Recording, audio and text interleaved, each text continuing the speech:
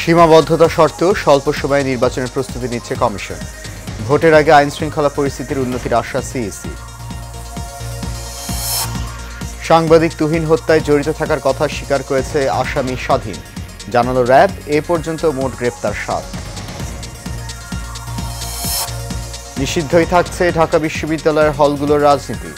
উপাচার্যের ঘোষণার পর শিক্ষার্থীদের আন্দোলন স্থগিত। এবং উজানের ঢল ও ভারী বৃষ্টিপাতে আবারও বিপদসীমার উপরে তিস্তার পানি। বন্যার সংখ্যায় উত্তরের 5 জেলার।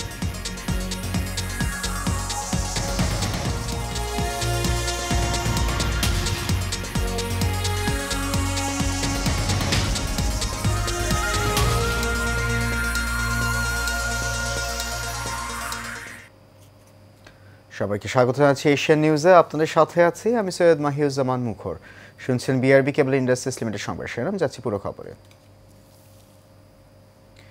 নির্বাচন ঘনিয়ে আসার সাথে সাথে আইন শৃঙ্খলা পরিস্থিতির আরও উন্নতি হবে বলে মন্তব্য করেছেন প্রধান নির্বাচন কমিশনার এএমএম নাসির উদ্দিন। সকালে রংপুর বিভাগের নির্বাচন কর্মকর্তাদের সাথে মতবিনিময় অনুষ্ঠান শেষে তিনি মন্তব্য করেন। তিনি আরও বলেন, ভোটে আইন শৃঙ্খলা পরিস্থিতির যে কোনো চ্যালেঞ্জ মোকাবেলায় নির্বাচন কমিশন প্রস্তুত আছে। সিইসি বলেন, বিগত সময়ে যারা নির্বাচন প্রক্রিয়ার সাথে জড়িত ছিল তাদের যথাসম্ভব বাদ দিয়ে নতুন লোক নির্বাচন প্রক্রিয়ায় যোগ করা হবে। জাতির কাছে প্রধান উপদেষ্টার দেয়া সুষ্ঠু নির্বাচনের প্রতিশ্রুতি রক্ষা করতেই কাজ করছে ইসি বলেও জানান প্রধান নির্বাচন কমিশনার। গাজীপুরে সাংবাদিক আসাদুজ্জামান তুহিনকে কুপিয়ে হত্যার ঘটনায় অন্যতম আসামি স্বাধীন জড়িত থাকার কথা স্বীকার করেছে বলে জানিয়েছে র্যাপিড অ্যাকশন ব্যাটালিয়ন র্যাব। এক সংবাদ সম্মেলনে তথ্য জানান গাজীপুর র্যাব 1-এর company commander SP KMA Mamun Khan Chishti. এদিকে তুহিন হত্যাকাণ্ডে সরাসরি জড়িত আরও 2 জনকে গ্রেপ্তার করেছে আইনশৃঙ্খলা বাহিনী। এ নিয়ে মোট 7 জনকে গ্রেপ্তার করা হলো। শুক্রবার দিবাগত রাতে মহানগরের বিভিন্ন এলাকায় অভিযান চালিয়ে তাদের গ্রেপ্তার করা। আমরা ভিডিও ফুটেজ, ওপেন সোর্স এবং আমাদের ইন্টেলিজেন্সের মাধ্যমে তাকে আমরা গ্রেপ্তার করতে সক্ষম হয়েছি এবং গ্রেপ্তারের পরে সে সমস্ত ঘটনার বর্ণনা দিয়েছে এবং সে এই ঘটনার সাথে জড়িতর কথা স্বীকার করেছে। আপনারা জানেন, র্যাপিড অ্যাকশন ব্যাটালিয়ন প্রতিষ্ঠা লগ্ন থেকে বিভিন্ন সময় অপরাধীদের গ্রেপ্তার এবং হত্যার রহস্য উদ্ঘাটন অত্যন্ত অগ্রণী ভূমিকা পালন করে আসছেন। তীব্র আন্দোলনের মুখে ঢাকা বিশ্ববিদ্যালয়ের হলগুলোতে প্রকাশ্য ও গুপ্ত রাজনীতি নিষিদ্ধ ঘোষণা করেছে বিশ্ববিদ্যালয় প্রশাসন। এতে করে গত বছরের 17 জুলাই ছাত্র রাজনীতি নিষিদ্ধের যে ঘোষণা দেওয়া হয়েছিল তা বহাল থাকল। গতরাতে বিশ্ববিদ্যালয় উপাচার্যের উপস্থিতিতে এই ঘোষণা দেন প্রক্টর সাইফুদ্দিন আহমেদ। এর আগে মধ্যরাত থেকে আবাসিক হলগুলো থেকে শিক্ষার্থীরা জড়ো হয়ে বিক্ষোভ মিছিল রাজু ভাস্কর্যের পাদদেশে থেকে সমাবেশ শেষ করে উপাচার্যের বাসভবনের সামনে অবস্থান নেন। অধ্যাপক সাইফুদ্দিন আহমেদ বলেন, গত বছরের ফ্রেমওয়ার্ক অনুযায়ী গুপ্ত ও প্রকাশ্য হল রাজনীতি নিষিদ্ধ ঘোষণা করা হলো। এদিকে বিশ্ববিদ্যালয় প্রশাসনের এই সিদ্ধান্তের পর উচ্ছ্বাস জানিয়ে হলে ফেরেন সাধারণ শিক্ষার্থীরা।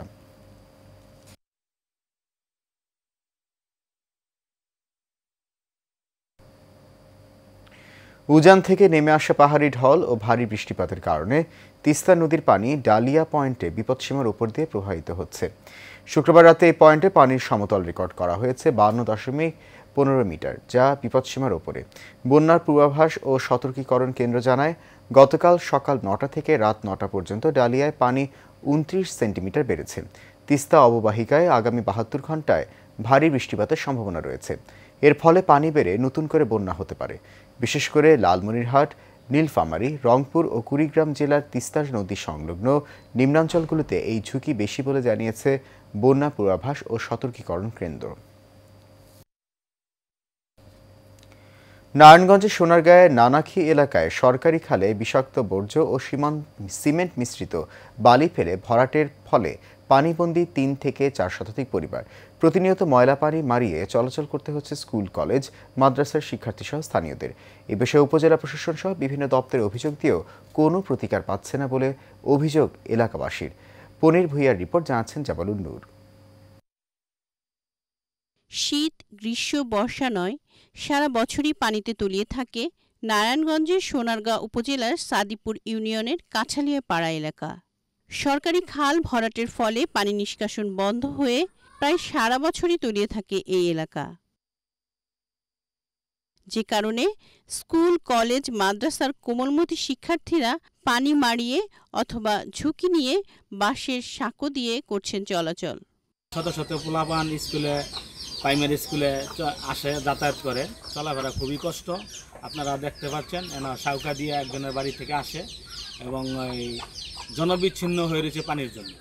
স্থানীয়দের অভিযোগ, এলাকার দুটি প্রতিষ্ঠানের বর্জ্য মিশ্রিত বিষাক্ত পানি, সিমেন্ট মিশ্রিত বালি সরাসরি খালে ফেলায় খালটি প্রায় ভরাট হয়ে গেছে, যে কারণে পানিবন্দী প্রায় 3 থেকে 400 পরিবারের 5000 মানুষ নিদারুণ কষ্টে দিন পার করছেন।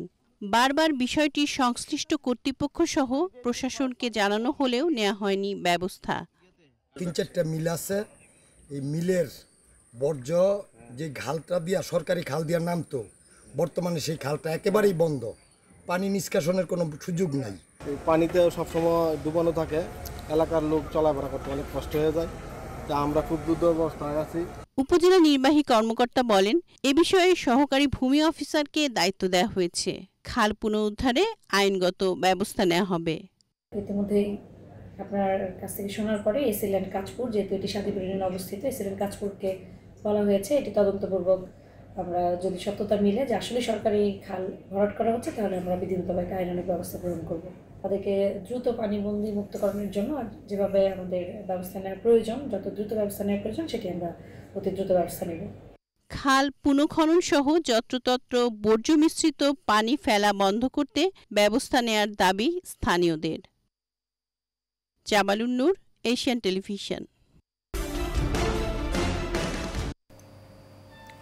নাটোরের সিংড়ায় কবুতর চুরির অপরাধে আকরাম হোসেন নামে এক যুবককে তুলে নিয়ে গিয়ে পিটিয়ে হত্যার ঘটনা ঘটেছে। শুক্রবার বিকেলে পাটকলে এই ঘটনা ঘটে।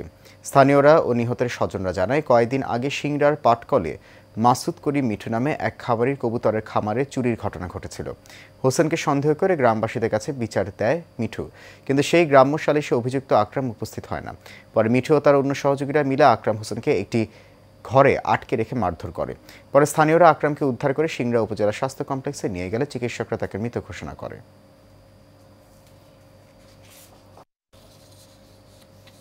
নরসিংদী সদর উপজেলার করিমপুর বাজার সংলগ্ন মেঘনা নদীর তীরে বছরের 12 মাসই বসে এক ঐতিহ্যবাহী নৌকার হাট। প্রায় 50 বছরের বেশি সময় ধরে চলা এই হাট এখন নদী পাড়ের মানুষের কাছে শুধুমাত্র একটি বাজার নয়, বরং এটি একটি সংস্কৃতি ও ঐতিহ্যের প্রতীক হিসেবে পরিণত হয়েছে। নরসিংদী জেলার প্রতিনিধি হৃদয় এস সরকার রিপোর্ট, বিস্তারিত জানাচ্ছেন শেখ ফাহিম। প্রতিদিনই জেলার বিভিন্ন প্রান্ত থেকে অসংখ্য ক্রেতা ও আগ্রহী দর্শনার্থীরা ভিড় করেন করিমপুর বাজারের এই নৌকার হাটে। কেউ আসেন মাছ ধরার জন্য নৌকা কিনতে, কেউ নদী পারাপার কিংবা মালামাল পরিবহনের কাজে ব্যবহারের জন্য উপযোগী নৌকা কিনতে। এমনকি জেলার বাইরে থেকেও অনেক মানুষ ছুটে আসেন এই ঐতিহ্যবাহী হাটে। স্থানীয় দক্ষ কারিগরেরা কাঠ ও টিনের সমন্বয়ে এসব নৌকা তৈরি করে থাকেন, যার দাম 5,000 টাকা থেকে সর্বোচ্চ 30,000 টাকা পর্যন্ত। আমরা গোপাল দিতে কাঠমাটা নিয়ে আর কি আমাদের নৌকা বানাই, সপ্তাহে 2-3টা বানান যায়। বানালে প্রতি মঙ্গলবার আমরা নৌকা লই, নৌকা দিয়ে 2,000 5,000 নাই দাম আর কি। নৌকার দাম লাগে আর কি। টার্গেট লাগে, খাতাম লাগে, মিস্ত্রি লাগে, মিস্ত্রি লুজ লাগে। নৌকা 12 হাত, 14 হাত, 16 হাত এরকম। কঠোর পরিশ্রম। 5,000, 6,000, 7,000, 8,000 নৌকা দাম। নৌকা কিনছি 7,000 টাকা দিয়া মাছ ধরা লাগে নদীতে। আধুনিকতার ছোঁয়ায় অনেক কিছু বদলালেও নদীপাড়ের মানুষের জীবনে এই হাটের গুরুত্ব এখনো অপরিসীম বলে জানান ইজারাদার। 50 বছর উপরে হাটটা চলতেছে যে বিভিন্ন এলাকাতে মানুষ এখানে নৌকাটা কিনা লেখা। আমরা কেন ভালো দর বাজার, হস্ত বাজার, মোটামুটি বাজারটা ভালো। আমরা নৌকা দেখতে ভালো হয়, নৌকা কিন্তু সুন্দর পাওয়া যায়। ঐতিহ্য টিকিয়ে রাখতে স্থানীয় প্রশাসনের সহযোগিতা ও উদ্যোক্তাদের সহজ শর্তে ঋণ দেওয়ার দাবি সংশ্লিষ্টদের। Sheikh Fahim, Asian television. সাভার পৌরসভার পরীক্ষিত যুব দলের সভাপতি মরহুম বাবুল মিয়ার চতুর্থ মৃত্যুবার্ষিকী উপলক্ষে দোয়া মাহফিল হয়েছে। রাজেশ্বরের মিয়া বাড়ি জামে মসজিদে পারিবারিক উদ্যোগেই মাহফিলটি হয়। উপস্থিত ছিলেন ঢাকা জেলা বিএনপির সাবেক সহসভাপতি হাজী নজরুল ইসলাম, ঢাকা জেলা বিএনপির সাবেক সাংগঠনিক সম্পাদক রাশেদুল হাসান রাশেদ, ঢাকা জেলা স্বেচ্ছাসেবক দলের সদস্য সচিব আসাদুজ্জামান মোহন, সাভার থানা বিএনপির সাংগঠনিক সম্পাদক ইমতিয়াজ আহমেদ শাহিন, স্বেচ্ছাসেবক দল নেতা মিলন আহমেদ সুমন সহ আরও অনেকে। সাভারের রাজাসনে মাদকমুক্ত সমাজ করতে এবং উঠতি বয়সী তরুণীদের খেলাধুলায় মনোনিবেশ করতে জলপাই বাগান ফুটবল টুর্নামেন্ট আসর 2 অনুষ্ঠিত হয়েছে। খেলাধুলায় বাড়ায় বল মাদক ছেড়ে খেলায় চলো এই স্লোগান সামনে রেখে এই খেলায় অংশ নেয় রাজাসন কলাবাগান ক্লাব বনাম দীপ্ত তরুণ ক্রীড়া সংঘ। এতে প্রধান অতিথি ছিলেন বিশিষ্ট ক্রীড়ানুরাগী হাজী মোহাম্মদ সেলিম মিয়া। এ সময় উপস্থিত ছিলেন সাভার পৌর 8 নম্বর ওয়ার্ডের সাবেক ছাত্রদলের সভাপতি ও কাউন্সিলর প্রার্থী মেহেদি রানা শহীদ, সমাজসেবক মোহাম্মদ ওয়াহাব আলী সহ আরও অনেকে।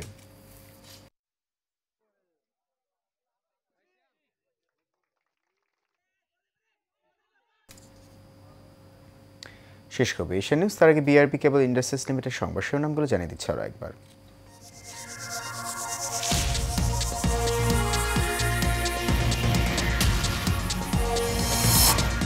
সীমাবদ্ধতা সত্ত্বেও স্বল্প সময়ে নির্বাচনের প্রস্তুতি নিচ্ছে কমিশন। ভোটের আগে আইন শৃঙ্খলা পরিস্থিতির উন্নতির আশ্বাস সিইসি। সাংবাদিক তুহিন হত্যায় জড়িত থাকার কথা স্বীকার করেছে আসামি স্বাধীন, জানালো র্যাব। এ পর্যন্ত মোট গ্রেপ্তার 7। নিষিদ্ধই থাকছে ঢাকা বিশ্ববিদ্যালয়ের হলগুলোর রাজনীতি। উপাচার্যের ঘোষণার পর শিক্ষার্থীদের আন্দোলন স্থগিত। এবং উজানে ঢল ও ভারী বৃষ্টিপাতে আবারও বিপদসীমার উপরে তিস্তার পানি। বন্যার সংখ্যায় উত্তরে 5 জেলা।